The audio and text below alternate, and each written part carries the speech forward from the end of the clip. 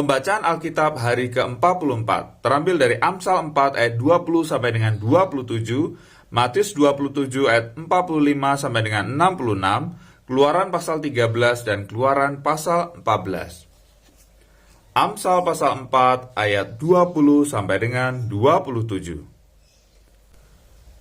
Hai anakku, perhatikanlah perkataanku. Arahkanlah telingamu kepada ucapanku.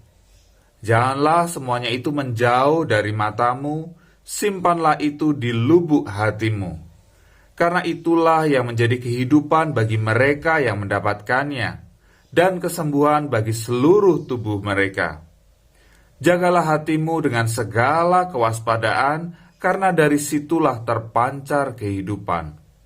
Buanglah mulut serong daripadamu, dan jauhkanlah bibir yang dolak-dalik daripadamu. Biarlah matamu memandang terus ke depan, dan tatapan matamu tetap ke muka. Tempuhlah jalan yang rata, dan hendaklah tetap segala jalanmu. Janganlah menyimpang ke kanan atau ke kiri, jauhkanlah kakimu dari kejahatan. Matius 27 ayat 45 sampai dengan 66. Mulai dari jam 12 kegelapan meliputi seluruh daerah itu sampai jam 3. Kira-kira jam 3 berserulah Yesus dengan suara nyaring, Eli, Eli, lama sabatani. Artinya, Allahku, Allahku, mengapa engkau meninggalkan aku? Mendengar itu beberapa orang yang berdiri di situ berkata, ia memanggil Elia.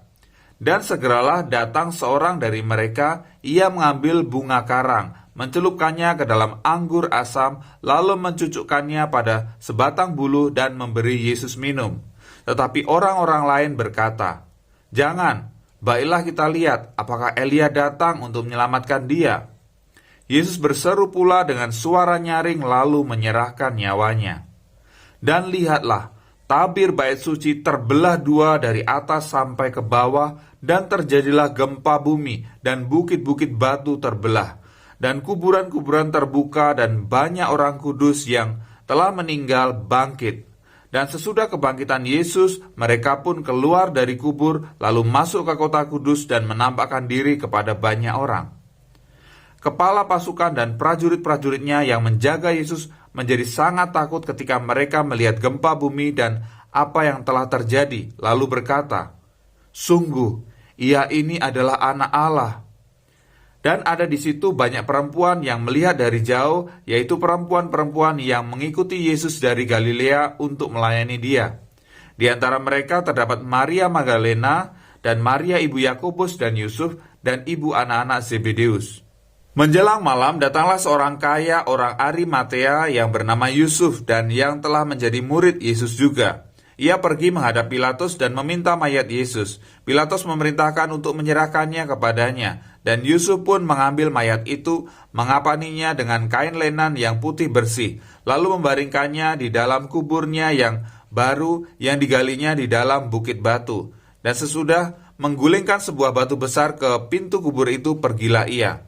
Tetapi Maria Magdalena dan Maria yang lain tinggal di situ duduk di depan kubur itu.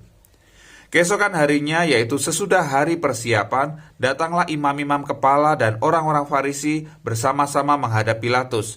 Dan mereka berkata, Tuan, kami ingat bahwa si penyesat itu sewaktu hidupnya berkata, sesudah 3 hari aku akan bangkit.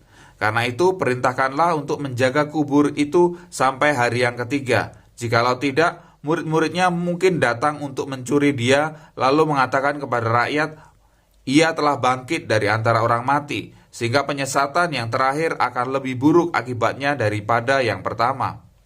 Kata Pilatus kepada mereka, ini penjaga-penjaga bagimu, pergi dan jagalah kubur itu sebaik-baiknya. Maka pergilah mereka dan dengan bantuan penjaga-penjaga itu mereka mematerai kubur itu dan menjaganya.